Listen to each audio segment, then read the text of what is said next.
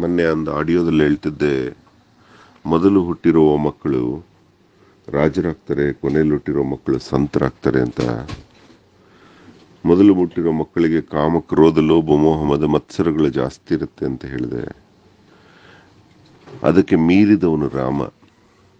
ಅವನು ಮೊದಲು ಹುಟ್ಟಿದ ರಾಜನೂ ಹೌದು, ಕೊನೆಯಲ್ಲಿ ಹುಟ್ಟಿದ ಸಂತಾನೂ ಹೌದು. ಅವನು ಹುಟ್ಟಿದ್ದೇ ದಶರಥನ ವಿಷ ಎಲ್ಲ ಹೋದ ನಂತರ.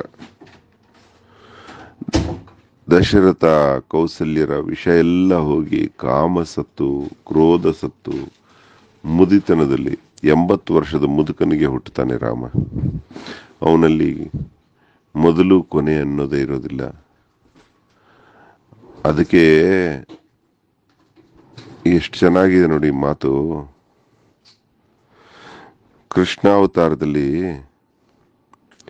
ದೇವಕಿ ಕೃಷ್ಣನಿಗೆ ಹೇಳ್ತಾಳೆ, ನೊಂದಿರ್ತಾಳೆ. ಯಾಕಮ್ಮ ನೊಂದಿದೀಯ ಅಂದ್ರೆ, ನೀನು ಯಾಕಪ್ಪ ನನಗೆ 14 ವರ್ಷ ಕಾಯಿಸಿ ಜೈಲಲ್ಲಿ ಹಾಕಿಸಿ ಹುಟ್ಟಿದೆ, ಮೊದಲೇ ಹುಟ್ಟಿ ಬರಬಾರ್ದೇನೋ ಅಂದಾಗ ಕೃಷ್ಣ ನಗನಗುತ್ತಾ ಹೇಳ್ತಾನೆ, ಅಮ್ಮ ಹಿಂದಿನ ಜನ್ಮಕ್ಕೆ ಹೋಗು, ನೀನು ಕೈಯಾಗಿದ್ದೆ. ನಮ್ಮ ತಾಯಿ ಕೌಸಲ್ಯೆ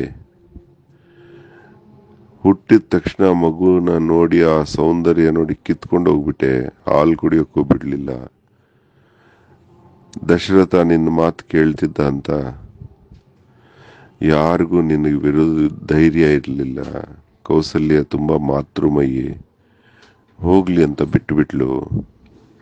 ನೀನೇ ಹಾಲು ಕುಡಿಸ್ತಿದ್ದೆ.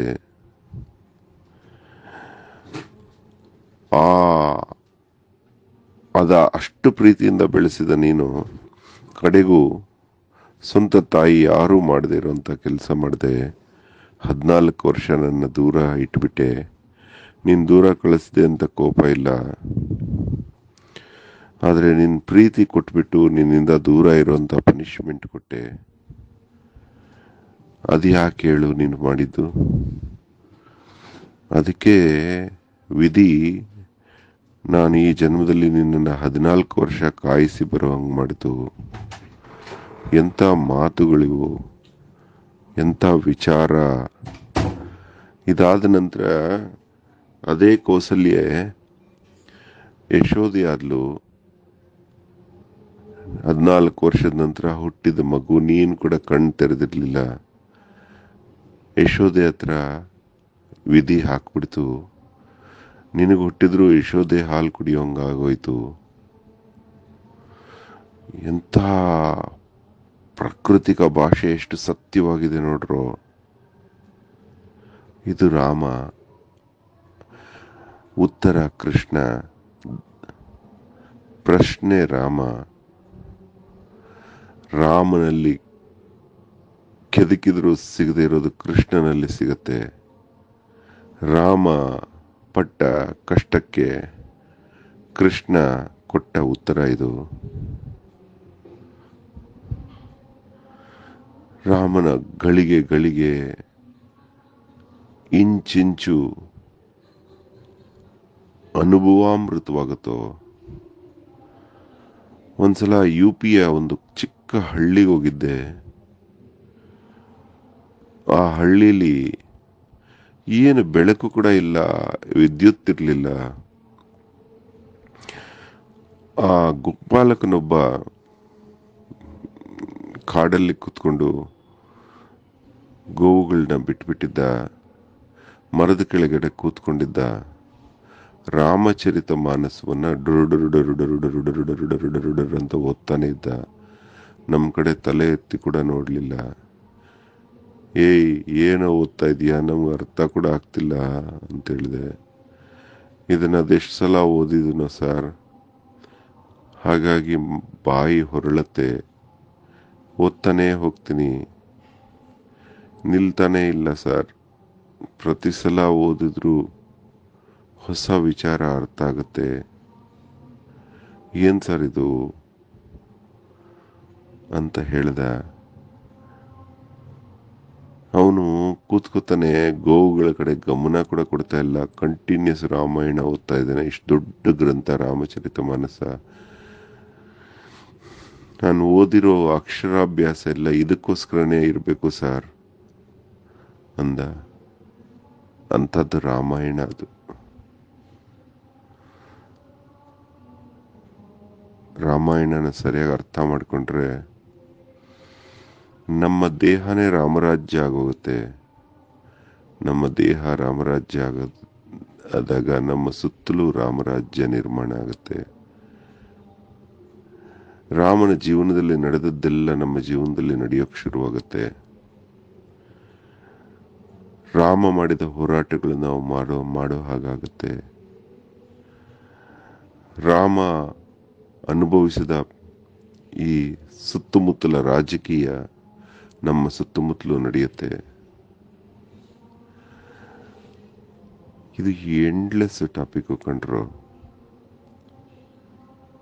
ಅದು ರಾಮ. ಧನ್ಯವಾದ.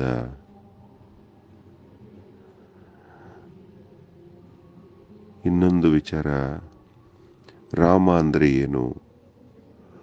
ರಾಮ ಅಂದ್ರೆ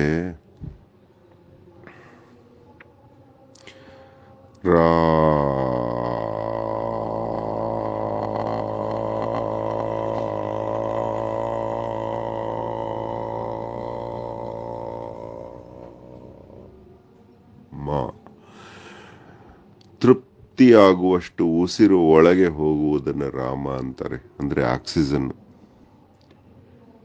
ಕೃಷ್ಣ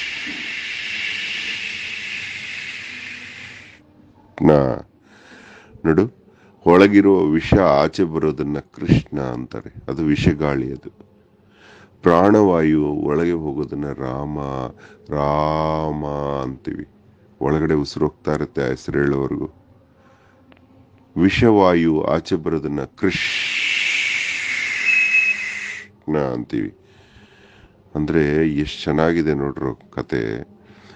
ಈ ಉಸಿರು ಒಳಗೆ ಹೋಗ್ಬೇಕು ಅಂದ್ರೆ ರಾಮ, ಆ ಉಸಿರು ಕೊಡುವುದು ಮರಗಳು ಕೊಡುವ ಉಸಿರೇ ರಾಮನಾಗುತ್ತೆ ನಮಗೆ. ಅದಕ್ಕೆ ನಾವು ಪ್ರತಿನಿತ್ಯ ರಾಮ ಸೇವೆ ಮಾಡ್ತಾ ಇದ್ದೀವ್ರು, ಮರಗಳ ಸೇವೆ ಮಾಡ್ತಾ ಇದ್ದೀವಿ. ಇದು ರಾಮ ಜಪ. ಅದು ಮರವನ್ನ ಕಾಪಾಡುವುದು ರಾಮ ಜಪ. ಇದೊಂದು ವಿಚಿತ್ರವೋ ಏನೋ, ಅಯೋಧ್ಯೆಯ ರಾಜಮಾರ್ಗಕ್ಕೋಸ್ಕರ ಸಾವಿರಾರು ವರ್ಷದ ರಸ್ತೆ ಇಕ್ಕೆಲೆಗಳ ಮರಗಳು, ಸಾವಿರಾರು ವರ್ಷದ ಹಿಂದಿನ ಕಟ್ಟಡಗಳು ಬೀಳಿಸಲಾಗಿದೆ. ಹೊಸ ಕಟ್ಟಡ ಜನಕ್ಕೆ ತೋರಿಸೋಕ್ಕೋಸ್ಕರ ಹಳೆ ಅಯೋಧ್ಯ ಕೆಡವಲಾಗಿದೆ. ಇದು ಅಜ್ಞಾನವೋ ಜ್ಞಾನವೋ ತಿಳಿಯುತ್ತಿಲ್ಲ ಕಣ್ರು. ಧನ್ಯವಾದ. ಅಹೋರಾತ್ರ.